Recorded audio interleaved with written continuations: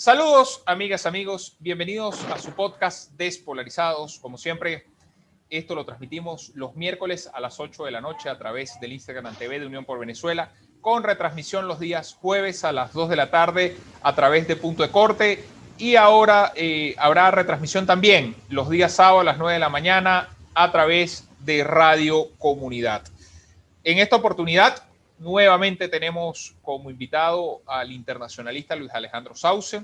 Él además es dirigente del Movimiento por la Democracia y la Inclusión, para hablar de un tema que está en el tapete esta semana. Como saben, el pasado domingo se realizó la segunda vuelta de las elecciones presidenciales en Perú, en el cual se enfrentaron los candidatos Pedro Castillo y Keiko Fujimori. Dos proyectos antagónicamente distintos, incluso con una sociedad peruana muy polarizada. Dicen que ha sido una de las elecciones más polarizadas de los últimos años.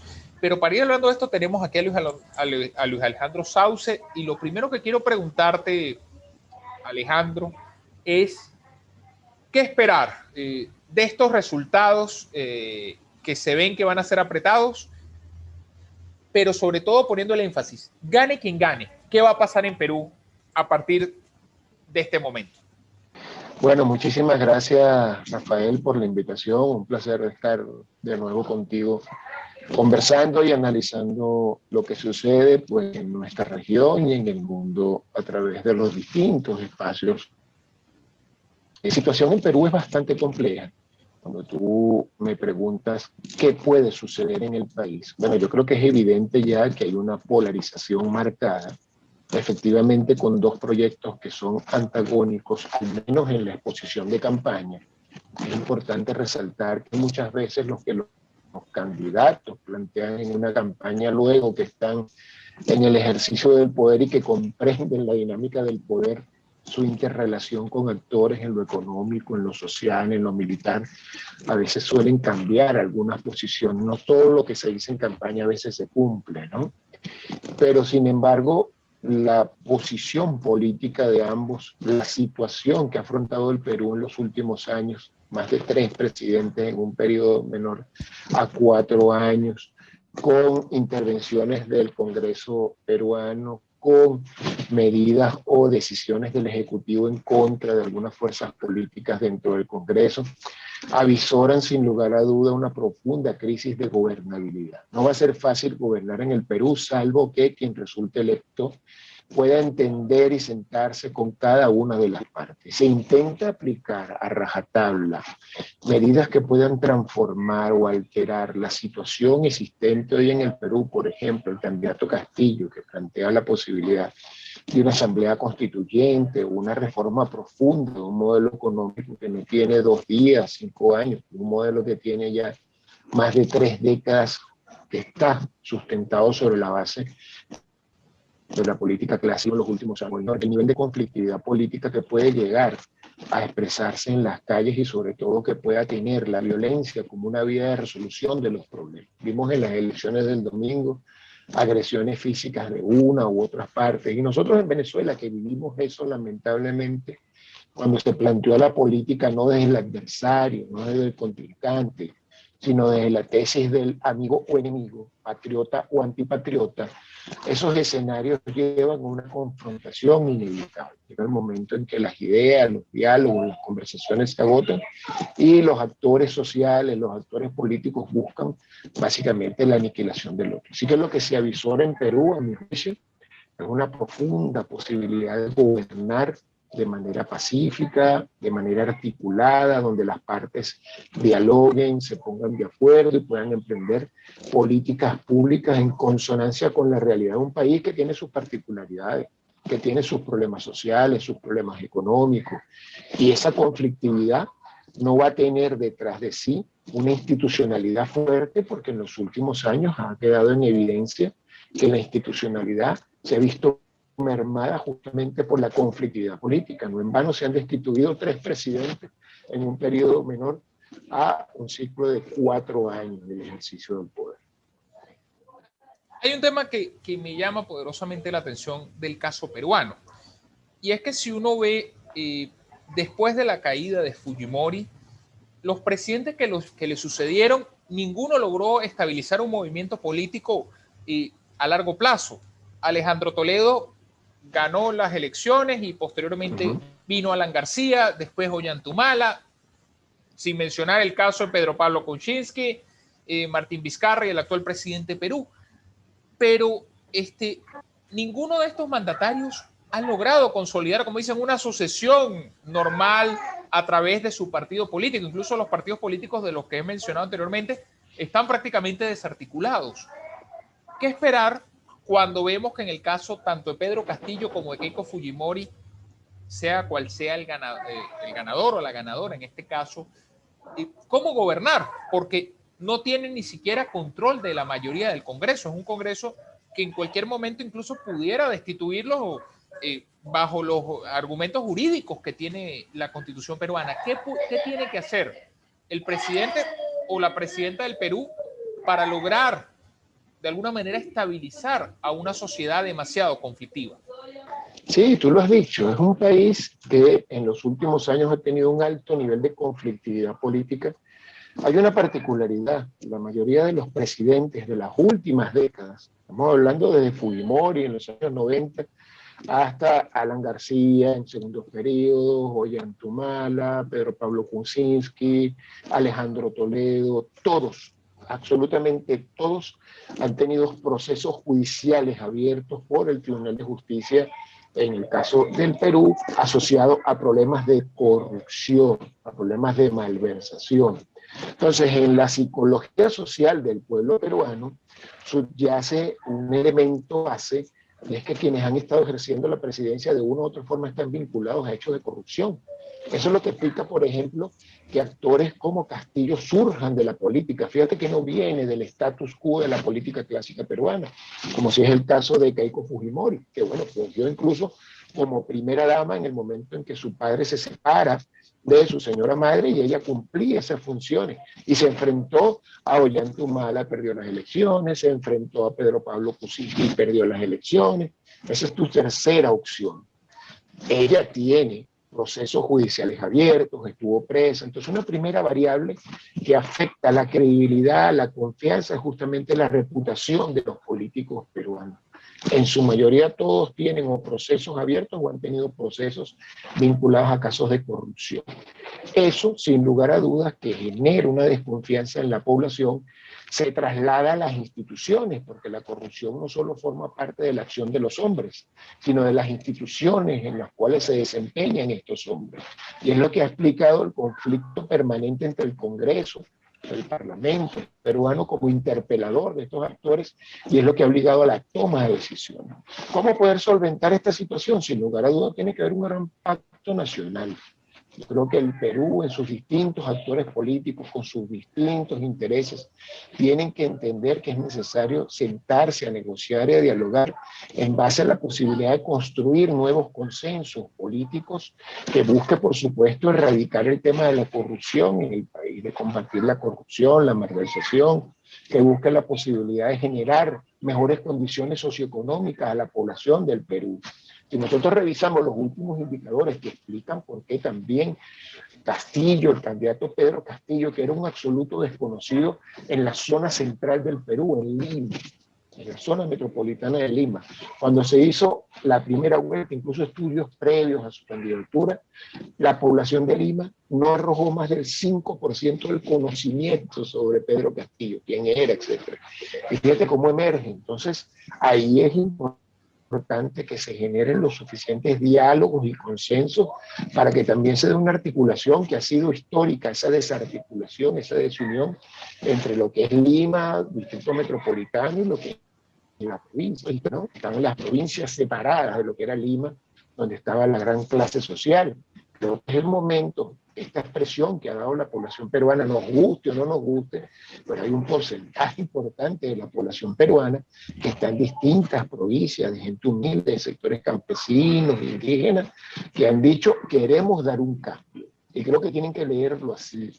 Es el momento de que algunos actores que no forman parte de la historia clásica política del Perú, de las élites políticas del Perú, entiendan que es necesario un nuevo pacto político, un nuevo pacto de gobernabilidad para que exista estabilidad política, porque de lo contrario lo que se visora es una profunda crisis de gobernabilidad política, de estabilidad política, y eso con sus consecuencias económicas, sociales, y por supuesto una crisis institucional. Si el Congreso piensa que ganando Castillo la mejor forma es torpedear sus iniciativas, creo que va a generar e incrementar una conflictividad, o viceversa.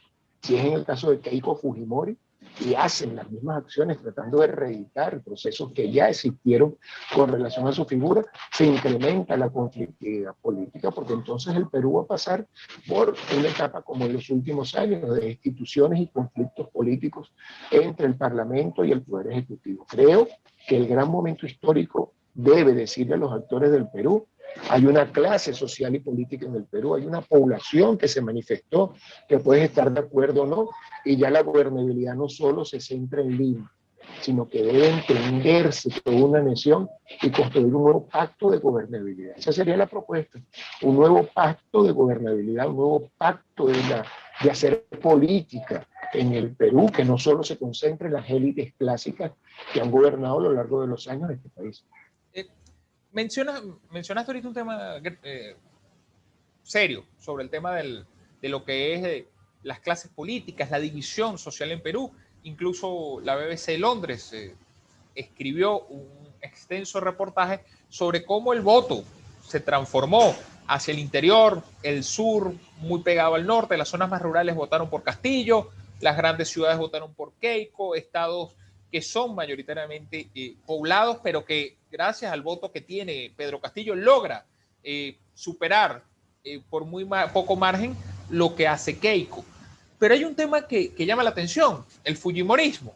El fujimorismo es criticado a más no poder en el Perú, tiene alto rechazo, pero Keiko ha logrado superar ya 3 veces ser candidata en segunda vuelta, pero además en esta última etapa fue sorpresivo su pase a la segunda vuelta después de todo el proceso de corrupción, los juicios, incluso la cárcel que vivió, logró superar otra vez esta etapa y adicionalmente, quiero ir más allá, tenía el respaldo de gente que ha sido detractora del fujimorismo, como él es el caso del escritor Mario Vargas Llosa. ¿Será que lo de Fujimori, en este caso Keiko, se convierte para muchos en el mal menor? Preferible votar por Keiko antes de votar por Pedro Castillo, incluso siendo muy criticado por el propio Fernando Mírez, que ha dicho que eso es poner a la gente entre la espada y la pared, o yo me atrevo a ir más allá y exagero, entre poner a votar entre Hitler y Stalin a los ciudadanos. ¿Cómo debe manejarse en este caso nuevamente Perú, entendiendo que el fujimorismo sigue siendo una fuerza importante a nivel político, incluso social, y que estará allí? ¿Cómo debe convivir la clase política peruana, no solo las élites tradicionales, sino las emergentes, con el fujimorismo ahí siendo una fuerza importante en el Congreso y en la vida social peruana? Sí, bueno, Fujimori marcó la historia del Perú. Yo recuerdo que en esa época, cuando él era presidente, yo estudiaba en la Universidad Central y analizamos 2 casos importantes, ¿no?, del punto de vista del derecho internacional público. En ese momento con el doctor Fermín Toro Jiménez, que era nuestro profesor de Derecho Internacional Público, bueno, connotado jurista y analista del tema internacional, ¿no?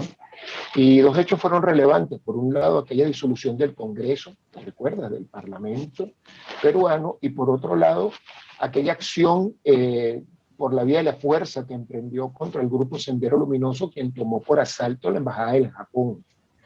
Eso marcó la historia del Perú, eso marcó la historia de América Latina en ética política de positivo, y casos de corrupción vinculados a Vladimiro Montesinos, etcétera. Pero lo positivo por haberle puesto orden justamente a una conflictividad social y a grupos subversivos, como fue el caso de Sendero Luminoso. Cuando eso se traslada a la realidad, muchos de los actores políticos hoy identificaron esa figura tal vez en Keiko. Pero adicionalmente, cuando surge una experiencia como la de Pedro Castillo, en un continente que en los últimos 25 o 30 años se ha debatido entre los movimientos de izquierda o presidentes de izquierda y presidentes de derecha, se ha ideologizado a fondo el tema de la política. Entonces ya no se discute la característica de un plan de gobierno de un presidente, sino que el presidente es de izquierda o es de derecha, si está con el gobierno de Venezuela y Cuba o está con el otro eje, es decir, ha pendulado la política. Esto llevó a que actores que antagónicamente se opusieron a Alberto Fujimori, como fue el caso del escritor Vargas Llosa, de Mario Vargas Llosa, apoyara a Keiko, como tú bien lo decías, como un mal menor. Ahora, el hecho no es apoyar a Keiko. El hecho es que hay una realidad que se manifestó. Puede que te guste la realidad o no te guste, pero es una realidad política. Es el 50% de la población peruana quien se manifestó desde el punto de vista electoral por la vía del voto por un candidato que ha roto desde el punto de vista clásico los últimos 30 años de la política, que en el caso del Perú. Desde Velasco justamente no se veía esta situación de una marcada figura política que se inclinara y abiertamente se pronunciara por una ideología de izquierda. Estamos hablando del desconocimiento. Que no hay que esto está dejando un precedente la votación de Pedro Castillo.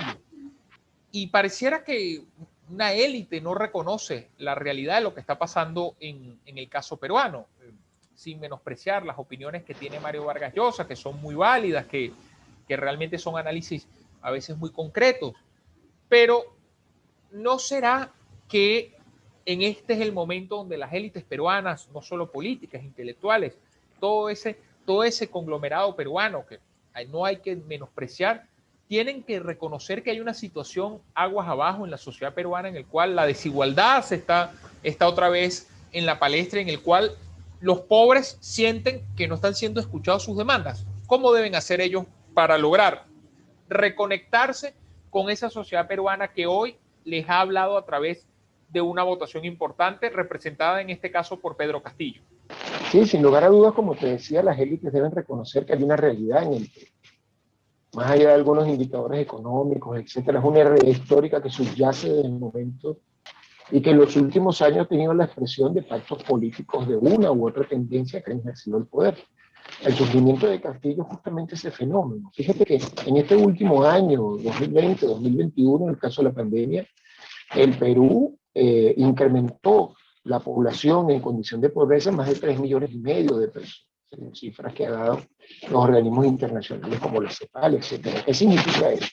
Hay una clase popular, hay una clase empobrecida que está allí, o que no estaba empobrecida, pero que el último año se acrecentó su situación económica, que de una u otra forma se está manifestando por un cambio. Y creo que la intelectualidad peruana, la élite gobernante peruana, deben tener que hay una realidad. Más allá de atacar esa realidad, es comprenderla, incluso hacer procesos comparativos, que ha sucedido en Venezuela, que ha sucedido en Argentina. A mí me llamó mucho la atención que si bien el candidato Castillo en sus primeros espacios de campaña, en la primera vuelta y en su programa de gobierno, cuando uno lo lee, habla directamente de acercarse a los gobiernos de Nicaragua, Cuba, Venezuela, en un segundo periodo flexibilizó un poco el discurso y dijo que él quería parecerse más a un modelo endógeno, tipo Mariano, crecimiento, pareciera que uno dijeron, mira, son más de 30 años de un modelo económico que ha tenido sus bondades y ha tenido sus desaciertos, pero son perezo de raíz. Si no resulta electo Pedro Castillo, en este caso, sino que Keiko Fujimori, del lado de Fujimori tiene que entenderse que hay una realidad social que está allí, que está exigiendo posiblemente que en la conformidad desde el punto de vista de la mesa, etc. Yo creo que lo que no deben cometer el error, y ahí sí deben aprender un poco del proceso venezolano, yo siempre trato de separar los procesos. Venezuela no es el ombligo del mundo, lo que ha sucedido aquí no necesariamente sucede igual en otros países. Hay algunas cosas que tienen que considerarse sin lugar a dudas. En Venezuela el gran error histórico, y Hugo Chávez tuvo un gran respaldo de la población, la gente creyó. Parecieran fenómenos similares, ¿no? El agotamiento de un modelo político, el bipartidismo de Cocopellano, surge una figura emergente como fue Hugo Chávez, y esa figura emergente con un proyecto de constituyente, de refundar un país, y ese proyecto llevó a ver al adversario político no como adversario, sino como un enemigo. Y hoy en día manejamos esos discursos. Yo creo que Perú tiene que aprender justamente de esa mala experiencia de Venezuela. Hay adversarios en política, pero no hay enemigos en política. Porque ese discurso de que el país está pintado literalmente por la mitad. y que la forma de avanzar es buscar puntos de consenso y no puntos de disenso, porque puntos de disenso lo va a llevar a los extremos, como es el caso de lo que sucedió en Venezuela, donde ya tenemos 21 años en esta dicotomía entre patriota o antipatriota, nacionalista o antinacionalista, amigo o enemigo, y eso no debe ser. No sería lo. Sí. Te adelantaste a una pregunta que quería hacer sobre el caso, bueno, no va a ser el espejo venezolano, desde la óptica venezolanista, pero ya para ir cerrando, quiero dejar esta reflexión y a la vez la pregunta. ¿Qué modelo debe seguir Pedro Castillo? Tiene de dónde copiarse. Pareciera que él se quiere parecer más a lo que es el chavismo, el sandinismo, incluso asemejarse a Cuba, pero tiene un vecino cercano como fue el caso de Bolivia, más allá de la diferencia fue exitoso. Y además hay una advertencia que hizo Pepe Mujica, el expresidente uruguayo, decía, moja con caer en la autocracia porque puedes terminar muy mal. Palabras más, palabras menos. En estos momentos, ¿qué debe hacer Pedro Castillo viendo que el país no fue Hugo Chávez que logró tener una mayoría más aplastante y más cómoda y más sólida para hacer transformaciones, pero qué debe hacer Pedro Castillo si quiere hacer cambios trascendentales en el Perú, siendo consciente que no tiene a la mitad del país a su favor? ¿Cómo debe trabajar en este caso? Estado se impuso con mayorías, tanto en la Asamblea, a través de la Constituyente, en el Parlamento, en gobernaciones, y tenía una particular variable de apoyo, que era justamente los grandes ingresos producto de una industria petrolera que ya colapsó. Efectivamente, la cantidad de recursos le permitieron nacionalizaciones, en este momento contó con el respaldo popular, y hoy es a la inversa, fue peor el remedio que la enfermedad. Yo creo que él tiene experiencias en América Latina que un poco más se vinculan a su realidad, más allá de que el Perú es un país distinto a Bolivia, al Ecuador, que es esa experiencia sobre todo de la combinación de la distribución de la riqueza, de la justicia social, pero de la mano de un modelo económico que generó riquezas y que no transnacional. El caso de Bolivia es un caso emblemático. El éxito de Evo Morales no se le puede discutir desde el punto de vista económico. Es un país que avanzó desde el punto de vista económico, reconocido por organismos internos del Banco Mundial, la propia CEPAL. ¿Dónde estuvo el error de Evo? Bueno, ahí lo dijo el Pepe Mujica, ¿no? Predestinado a consolidar cambios y transformaciones. Y justamente esa vulneración de un proceso que el mismo Evo impulsó, como fue la Constitución Plurinacional de Bolivia, que contemplaba la reelección, pero solamente en dos periodos. Aquí se hizo un referéndum, la población le dijo de la Corte de Justicia, fue el proceso de reelección y la población dijo hasta aquí, y generaron todos esos sucesos que ya todos conocemos. Se puede compartir o crecer, en el caso del Ecuador fue igual, el candidato reciente que fue derrotado por Lazo justamente fue el ministro del ámbito económico del presidente Correa. Entonces, yo creo que Castillo, si resulta electo, tiene la necesidad de entender esos dos modelos de crecimiento económico con distribución de la riqueza, con justicia social y sobre todo tratando de construir una institucionalidad fuerte. Hay otras experiencias, pero son países distintos, como el caso de la Argentina o el caso del Uruguay. En la Argentina gobernaron por muchos años los Kirchner, pero el propio sistema político, la población dijo hasta aquí, y resultó electo en las antípodas del proyecto de los Kirchner, Mauricio Macri, y luego fue derrotado Mauricio Macri por el presidente actual Fernández. En el caso del Uruguay igual. No hay un país que tuvo una mejor expresión de crecimiento económico, distribución de la riqueza, una clase media expandida como fue el Uruguay, con un periodo de casi 3 gobiernos presidenciales, Tabaré Vázquez 1, Pepe Mujica y luego Tabaré Vázquez 2, y perdieron las elecciones con un candidato que venía ya del Partido Nacional, como es el presidente hoy del Uruguay, y sin embargo, ahí está el Frente Amplio haciendo militancia. Creo que en este caso, estos países que están ubicados en el péndulo más de la izquierda, Cuba, Nicaragua, Venezuela, la internacionalización de industrias en un país como el Perú sería un gran error para Pedro Castillo.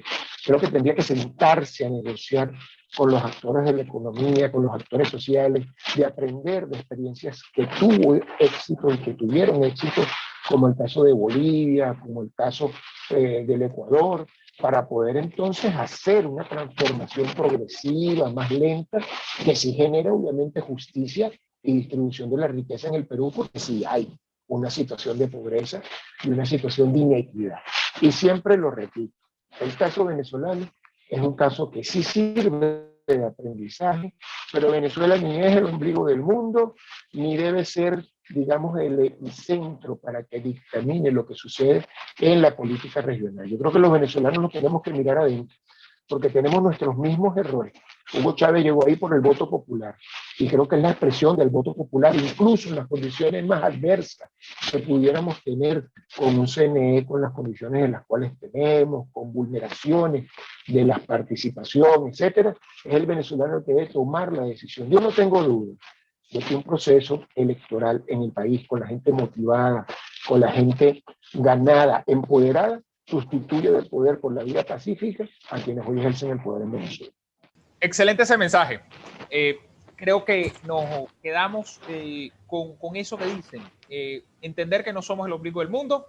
Las realidades latinoamericanas son muy distintas y quiero llamar a la reflexión a todos aquellos que de alguna manera ven lo que ocurre en Colombia, lo que ocurre en Chile, lo que está ocurriendo en Perú, como bueno, es que eso es una situación hay una conspiración en marcha por parte del gobierno de Maduro. No, situaciones reales en cada país, realidades distintas, tenemos que verlas así. Estamos incluso, yo creo que en un periodo, dirían algunos, interparadigmático, estamos cambiando de paradigmas y creo que Venezuela va también por el mismo camino. Así que tenemos que ser pacientes en eso, verlo desde nuestra perspectiva clara. Gracias, Luis Alejandro, por esta oportunidad que nos ha dado, estos análisis que nos das en el ámbito internacional.